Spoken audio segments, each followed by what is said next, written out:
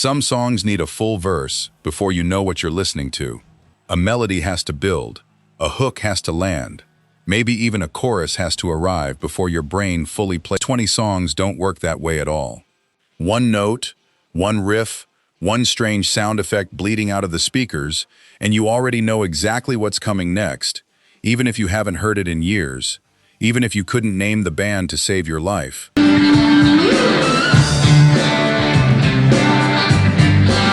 That kind of instant recognition isn't an accident, and it isn't really something a songwriter can plan for in advance either. Nobody sits down intending to write 4 notes that get taught in every beginner guitar lesson for the next 50 years.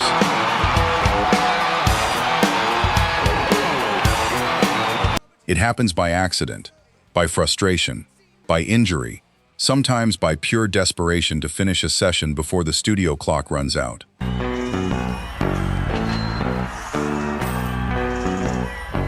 The stories behind these 20 riffs are, almost without exception, stranger and messier than the finished product ever lets on.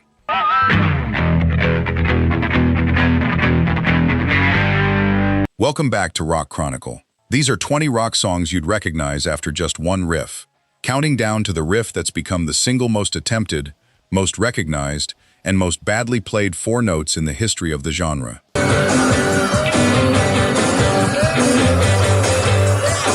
Number 20, You Really Got Me, The Kinks, 1964.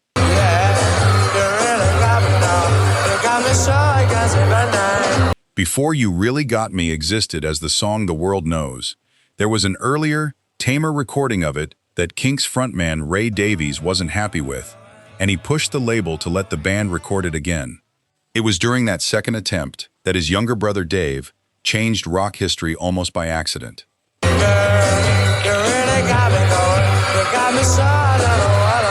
Dave Davies has told the story the same way for decades, growing visibly frustrated whenever anyone suggests it happened differently. Alone at home, upset after being separated from his girlfriend at the time, sitting with a small green Elpico amplifier that he thought sounded flat and lifeless, he took a razor blade to the speaker cone in a fit of pure teenage rage.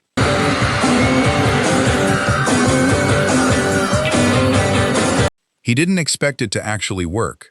When he plugged it back in, the amp let out a raw, snarling, distorted tone that had never really been heard on a pop record before.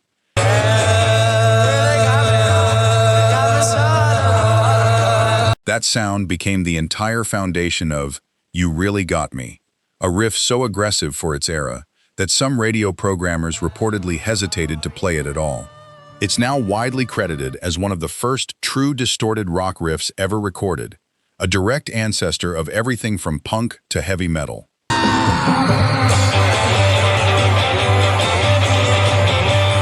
Van Halen would cover the song 14 years later, introducing an entirely new generation to a riff that started with one very angry teenager and a razor blade.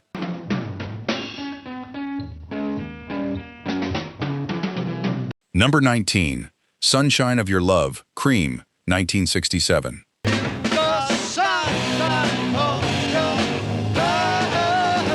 Bassist Jack Bruce has said this riff came to him almost out of desperation, after an entire night spent working unsuccessfully with lyricist Pete Brown trying to finish a different song.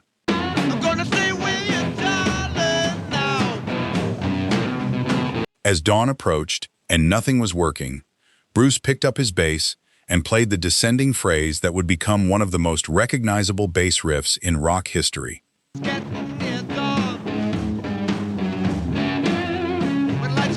Eric Clapton later said in interviews that Bruce had just come from a Jimi Hendrix concert when the riff arrived, and that its heavy, almost sludgy weight was a direct response to what Hendrix had shown him was possible on stage.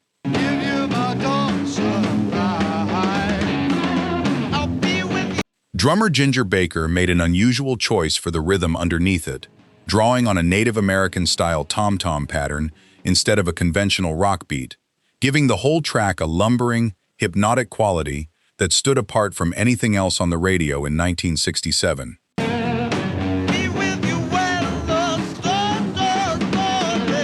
The song's own record label wasn't initially convinced it had hit potential, and only released an edited single version after other artists on the label pushed for it. It went on to become Cream's first and highest-charting American single.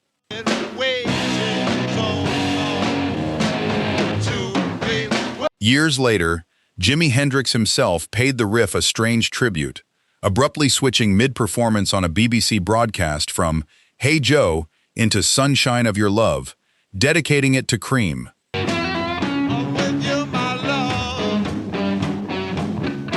The performance was so loud and chaotic that producers cut the broadcast, and Hendrix was reportedly banned from that particular BBC show afterward.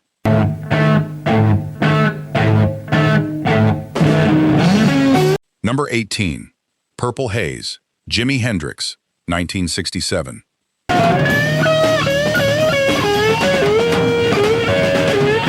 That opening interval, jumping between two notes that classical musicians have nicknamed the Devil's Chord for centuries because of how unstable and unsettling it sounds, was exactly the kind of tension Jimi Hendrix wanted to open his breakout single with.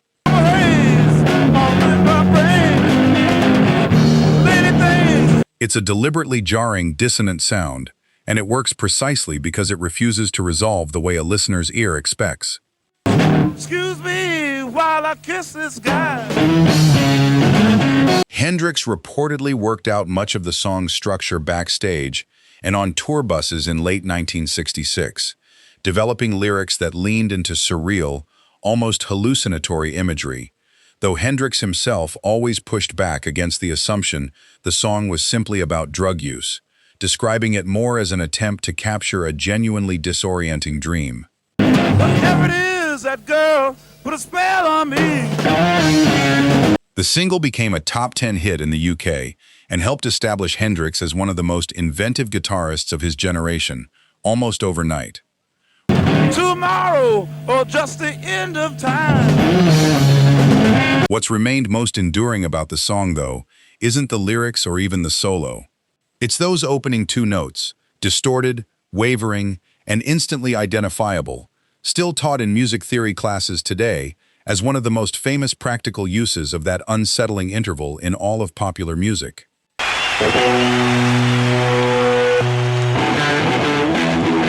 Number 17. Whole Lotta Love, Led Zeppelin, 1969.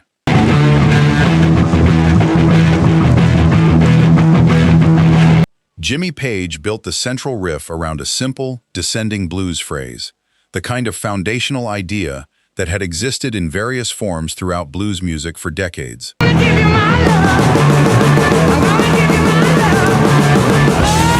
What Page did differently was strip it down to its rawest, heaviest possible version and push it through as much volume and distortion as the studio equipment of 1969 could handle.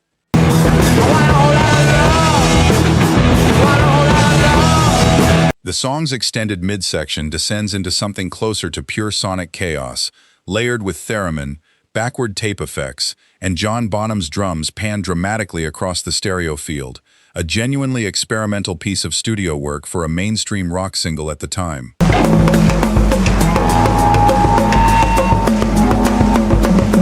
None of that experimentation matters for recognition purposes, though. The opening riff alone, 4 notes in, leaves no doubt whatsoever which band is playing.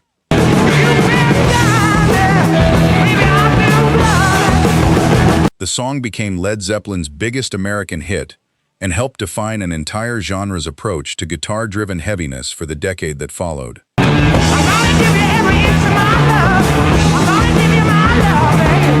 Decades of dispute have also followed the song regarding its lyrical debt to blues legend Willie Dixon, a controversy eventually settled with a credit and royalty arrangement, a reminder that even the most iconic riffs in rock history often stand on the shoulders of songs that came before them.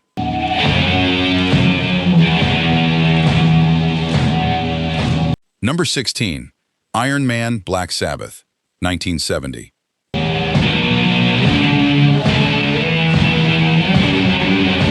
Tony Iommi's story behind this riff starts years before Black Sabbath existed, on his very last day working at a sheet metal factory in Birmingham, England.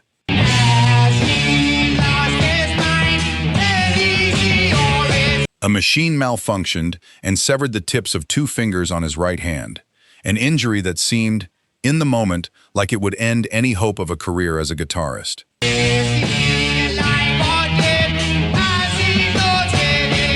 Iommi has said he was inspired to keep playing by the story of jazz guitarist Django Reinhardt, who'd overcome a similarly devastating hand injury decades earlier.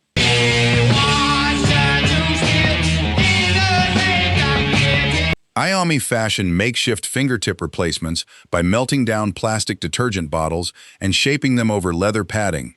And to make playing physically bearable with his new fingertips, he had to loosen his guitar strings dramatically, tuning down and using lighter gauges than most guitarists of the era.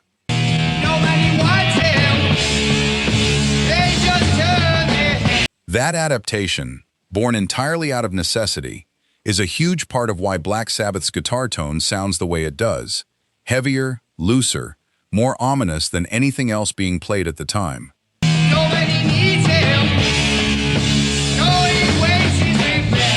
Bandmate Geezer Butler has said the resulting sound carried a genuine sense of menace, almost like the grinding of the very factory machines that had caused the injury in the first place.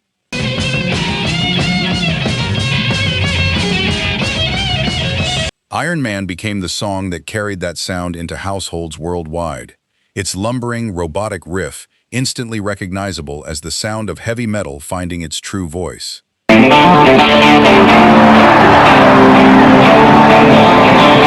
Number 15. Layla, Derek and the Dominoes, 1970.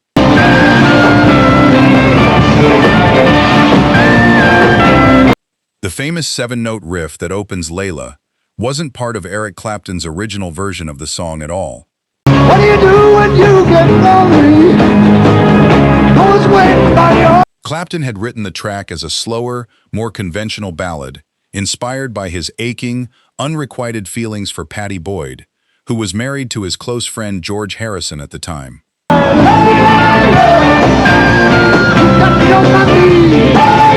Everything changed once producer Tom Dowd introduced Clapton to Duane Allman, the Allman Brothers guitarist, after taking him to see an Allman Brothers concert in Miami.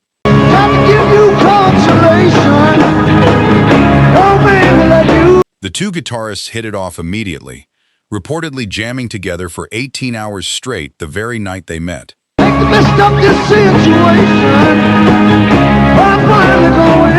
Allman took a slide guitar lick from an old Albert King blues song as the years go passing by and sped it up into something sharper and more aggressive, transforming Clapton's original slow ballad into the driving rock anthem the world would come to know.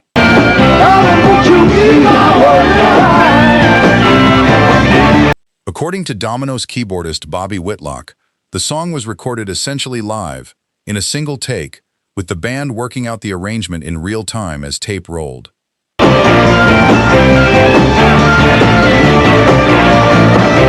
Whitlock has said he was still writing out the chord sheet for himself, while Clapton and Allman were still figuring out their own parts in the room.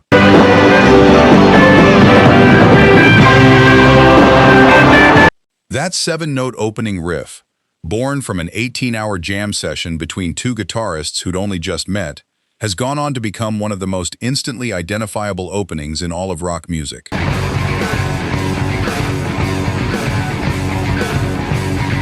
Number 14. Immigrant Song, Led Zeppelin, 1970.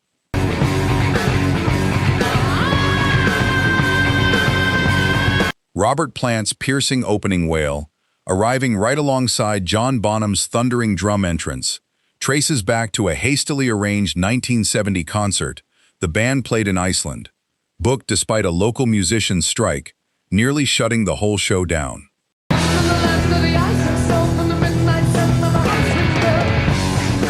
The trip left a genuine impression on the band, and Plant began writing lyrics evoking Viking longships, icy northern landscapes, and ancient conquest, a dramatic departure from the blues-based material Zeppelin had built its early reputation on.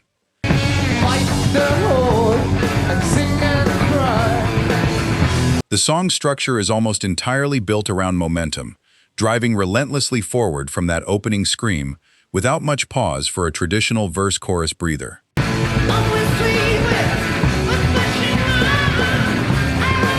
It became one of the heaviest, most aggressive tracks the band had released up to that point, and it opened their fourth studio effort, Led Zeppelin III, and later closed their next collection of hits, cementing its place as one of the band's signature live openers for years afterward.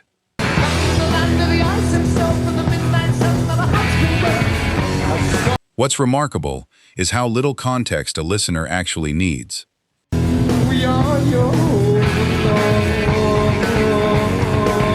That opening wail alone, disconnected from any lyric or melody, has become such a specific and recognizable sound that it's been used in film trailers, sporting events, and viral internet clips for decades, almost always without a single word of explanation needed for audiences to know exactly what they're hearing.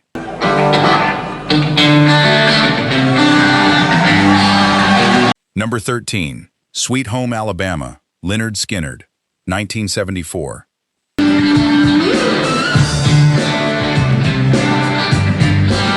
That warm, instantly familiar opening riff carries a surprising amount of tension underneath its friendly surface. Big wheels keep on turning. The song was written partly as a direct response to Neil Young's Southern Man and Alabama, two tracks that took a critical, unflinching look at racism and history in the American South. Singing songs about the Southland. Ronnie Van Zant, the band's frontman, wanted to offer a Southern perspective in reply, though he later said in interviews that he genuinely admired Young's music and didn't intend the song as a personal attack. Well, I heard Mr. Young sing about her. Neil Young, for his part, has said repeatedly over the decades that he took no real offense to the song, and the two artists were reportedly friendly with each other despite the public back and forth their songs seemed to represent.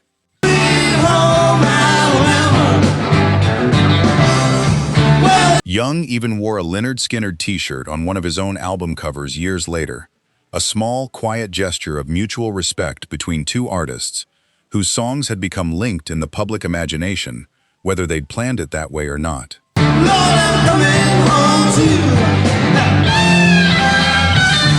Musically, the riff itself came together quickly during rehearsals, built on a simple, welcoming three-chord structure that made it just as recognizable played by a bar band cover act as it is on the original recording.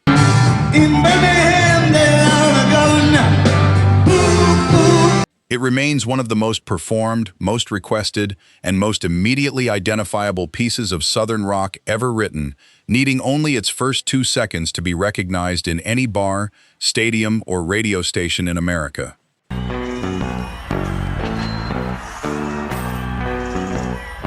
Number 12, Money, Pink Floyd, 1973.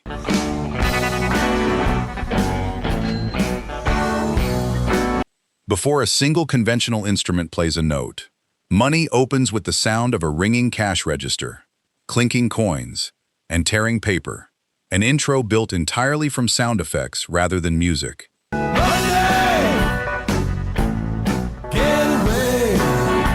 Roger Waters recorded most of those sounds himself in a small garden shed behind his own house, throwing loose change into a large clay mixing bowl his wife used for pottery, while drummer Nick Mason drilled holes into old British pennies and threaded them onto string to create a distinctive metallic jingling effect.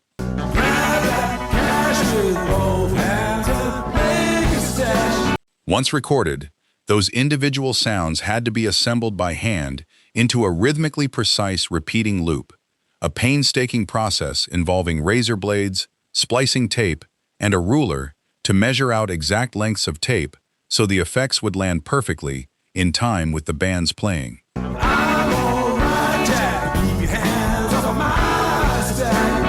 Engineer Alan Parsons has described the process as genuinely difficult, since the only way to keep the sounds locked to the correct tempo was physically measuring and cutting tape by hand, well before anything like digital sequencing existed.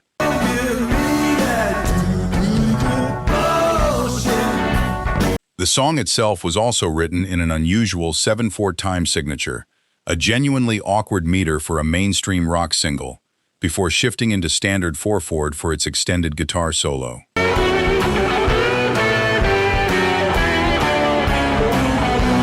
Despite all that technical complexity, Money became the only track from the Dark Side of the Moon to crack the American Top 20. And that opening loop of ringing bells and jingling coins remains one of the strangest, most recognizable non-musical intros ever released to radio.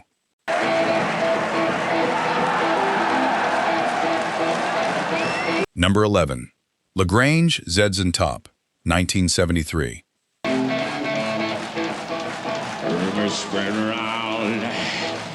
Billy Gibbons built this one on a hypnotic, single-chord boogie riff drawn directly from the John Lee Hooker school of Delta blues. The kind of driving, repetitive groove meant to slowly hypnotize a listener rather than immediately grab their attention.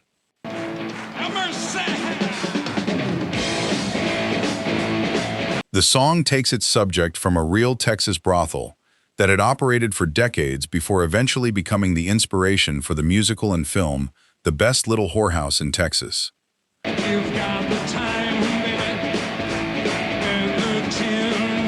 What makes the riff so distinctive is its patience. Gibbons lets the tension build gradually across nearly a full minute before the song's rhythm section fully locks in, an unusual choice for a single that would go on to become one of ZZ Top's most enduring rock radio staples.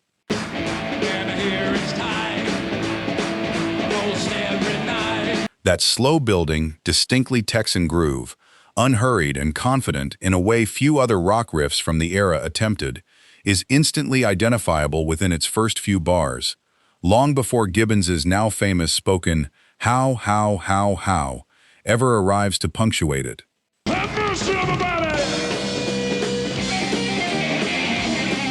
The song has gone on to be covered, sampled, and referenced across genres far removed from blues rock, a testament to how thoroughly that one hypnotic riff embedded itself into American guitar music.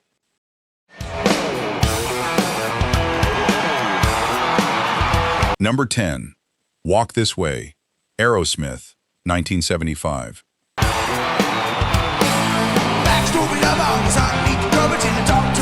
Drummer Joey Kramer actually came up with the song's central groove first, working out a syncopated, funk-influenced beat that guitarist Joe Perry then built his signature riff around.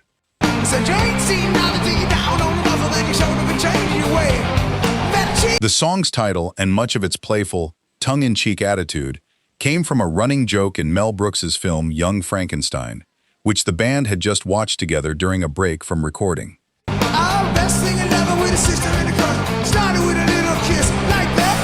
The riff itself blends funk rhythm with hard rock aggression in a way that was genuinely unusual for 1975.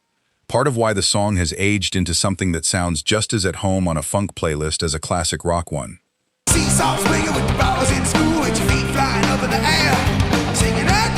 It became a moderate hit on its original release, but its second life proved even more significant. So I took a big chance at the high school dance. They said who was ready to play. In 1986, Aerosmith re-recorded the track with rising hip-hop group Run DMC, a collaboration that helped introduce rock radio audiences to rap and rap audiences to classic rock simultaneously, becoming one of the most important crossover singles in the history of both genres.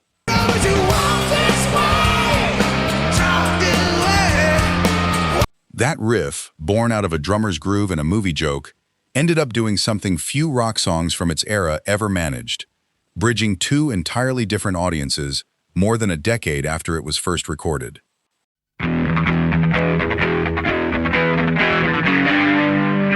Number 9. Barracuda, Heart, 1977.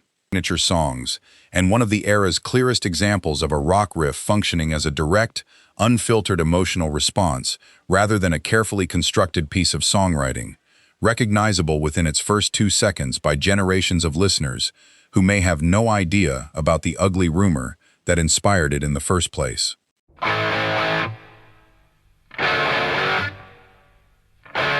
Number 8. Highway to Hell, AC/DC, 1979.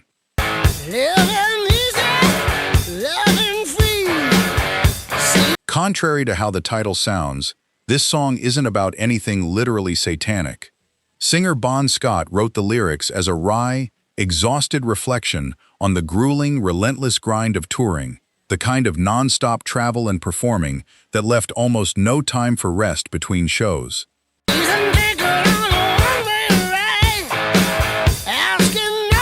The title itself is said to reference a specific stretch of highway the band traveled regularly while touring through Australia.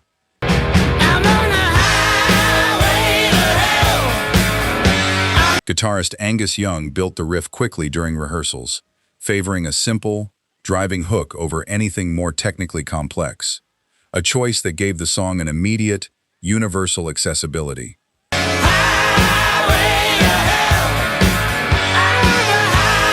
It became the title track of the band's international commercial breakthrough album, transforming AC/DC from a well-regarded Australian act into a genuine worldwide arena rock band.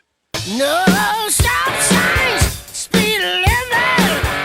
No. Tragically, it would also become one of the last major recordings Bon Scott ever completed with the band before his death in February 1980, just months after the album's release.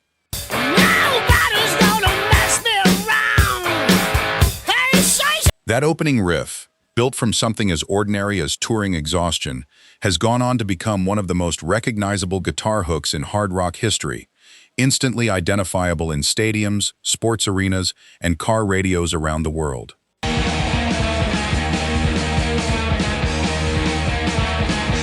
Number 7. Ace of Spades, Motorhead, 1980.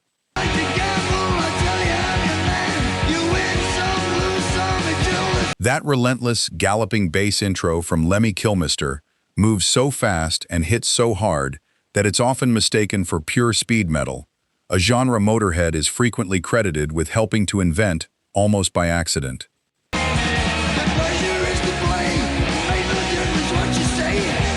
Lemmy himself, though, always resisted that label, describing his band's sound in simpler terms: rock and roll, just played faster and louder than most people thought was reasonable or even physically possible on a bass guitar.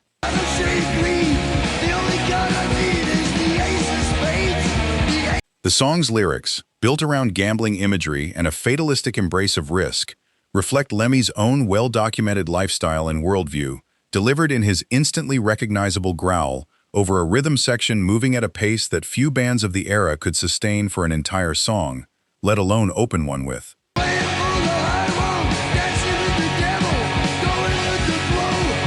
It became Motorhead's signature song and one of the defining tracks of the new wave of British heavy metal movement, an entire generation of thrash and speed metal bands citing its influence directly.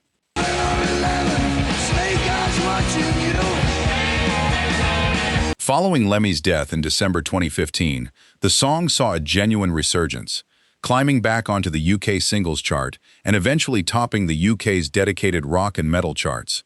Proof that its opening bass gallop had lost none of its power to instantly identify itself, decades after it was first recorded.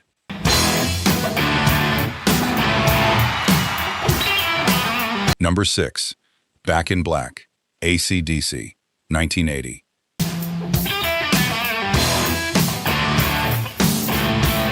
Written as a direct tribute to Bon Scott, who had died just months earlier after a night of heavy drinking, Back in Black needed to carry serious emotional weight before a single word was ever sung, and it does exactly that through Angus Young's opening riff alone.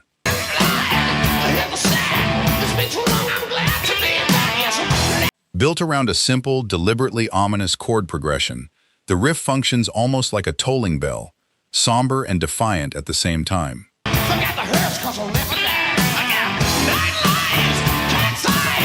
Bringing in Brian Johnson as the band's new lead singer so soon after losing Scott was, by any measure, an enormous risk for AC/DC, and the pressure to get the follow-up album right was immense.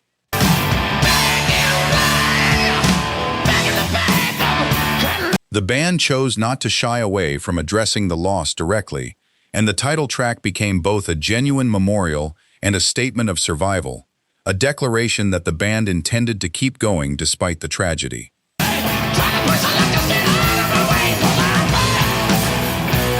The gamble paid off in ways few could have predicted. Back in Black went on to become one of the best-selling albums in music history, and its title track's opening riff remains one of the single most recognized guitar intros ever recorded, instantly identifiable in bars, stadiums, and film soundtracks across the world, more than 4 decades after it was written to honor a friend the band had just lost.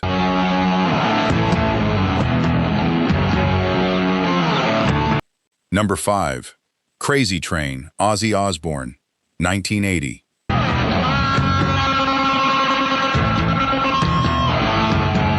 After being fired from Black Sabbath, Ozzy Osbourne genuinely feared his career as a rock star was finished.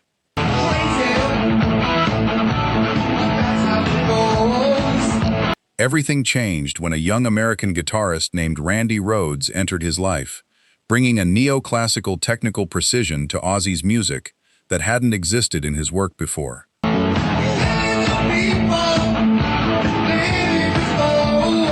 Bassist Bob Daisley has said the song's title actually came from an effect on Randy Rhoads' amplifier.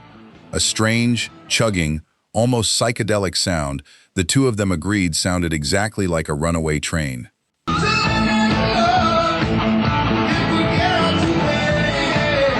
Rhoads wrote the galloping riff in an unusual key for hard rock at the time, giving it a genuinely different feel from anything Ozzy had recorded with Black Sabbath. And Daisley wrote the lyrics, drawing on Cold War anxieties about nuclear annihilation that were very much in the cultural air in 1980.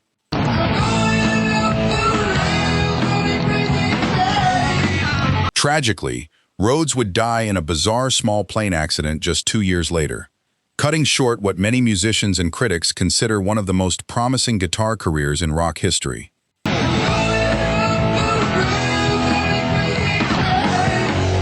Crazy Train remains his defining recorded statement, its instantly recognizable riff still functioning as a permanent tribute to a guitarist whose influence far outweighed the brief span of his actual career.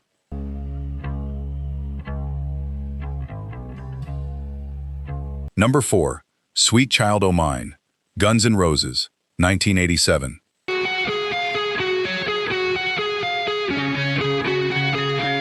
Slash has said for years that he wasn't even trying to write a real song when this riff first came together.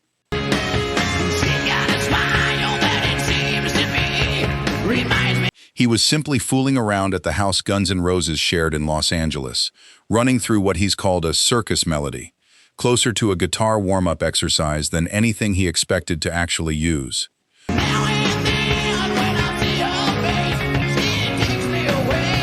Rhythm guitarist Izzy Stradlin started playing chords along behind it almost immediately.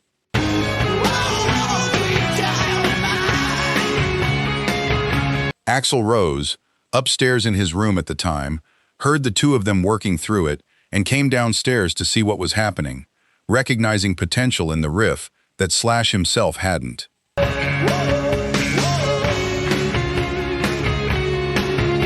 Bassist Duff McKagan has said the core structure of the song came together in roughly an hour once the whole band locked into the groove together.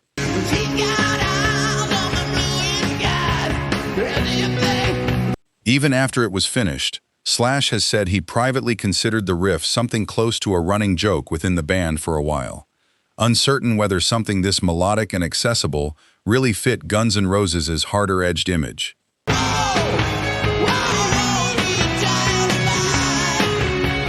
It became the band's only #1 single on the Billboard Hot 100 and one of the best-selling rock songs of its era, born from a guitar riff its own creator once dismissed as barely worth playing twice.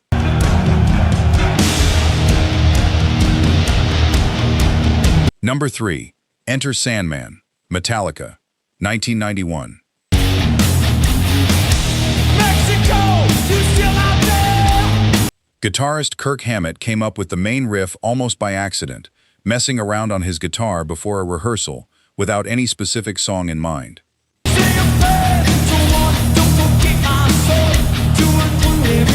When he brought it to the rest of the band, the initial reaction was reportedly mixed, with some members worried the riff might actually be too simple and too commercially accessible for a Metallica record. A genuine concern for a band that had built its reputation on technical complexity and thrash intensity.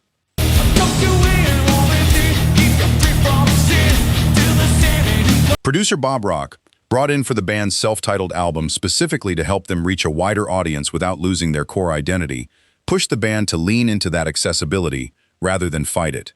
The gamble paid off enormously.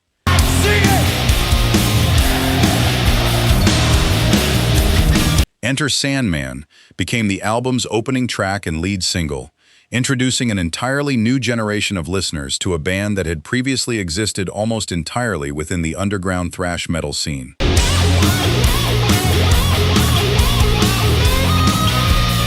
That riff, born from a moment of idle noodling that some in the band initially doubted, is now instantly identifiable within its first two notes, and remains the song most casual listeners immediately associate with Metallica's entire catalog, more than 3 decades and dozens of albums later.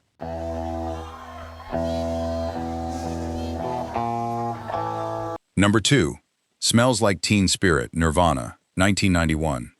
Right alongside that central riff, became almost as recognizable as the guitar part itself. The song's impact went far beyond its own chart performance.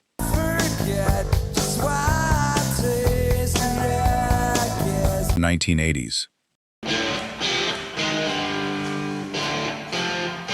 Number 1. Smoke on the Water, Deep Purple, 1972. Ritchie Blackmore has given more than one account over the decades of where this riff actually came from. In one version of the story, he's credited Beethoven's Fifth Symphony as a loose inspiration, describing his own riff as an inverted, rearranged take on that famous 4-note classical motif. He's instead credited an unnamed guitarist friend who years earlier showed him a style of playing built around musical fourths, an interval more common in medieval and early music than in hard rock, which became the actual technical foundation of what he played. Whatever its true origin, the riff itself was born out of very real, very chaotic circumstances. Almost word for word, the real fire that destroyed the Montreux Casino during a Frank Zappa concert the band was watching, and the freezing, improvised sessions that followed in an empty hotel corridor once every other venue in town had either burned down or thrown them out. Some of Deep Purple's own members weren't initially convinced the riff was even worth building a song around, considering it almost too simple. Blackmore has pushed back on that criticism for decades, pointing directly at Beethoven's own famous 4-note opening as proof that simplicity and greatness were never opposites in music. Have since become the single most attempted, most recognized, and most badly played riff in guitar shop history, so universally known that music stores across the world have, at various points, informally banned beginners from playing it on the showroom floor. Say no more. It's 20 songs that don't need a chorus, a lyric, or even a full bar to tell you exactly what you're listening to. Some of them took years and 18-hour jam sessions to perfect. Others came together by accident in about an hour, or out of pure teenage frustration with a broken amplifier. A few were born from genuine tragedy, a lost finger, a lost bandmate, a lost friend, turned into something that outlived the circumstances that created it entirely.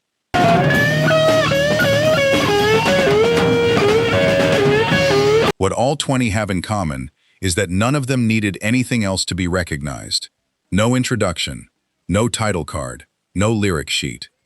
Just one riff, one sound, and an entire song arrives fully formed in the listener's memory before the singer has even opened their mouth.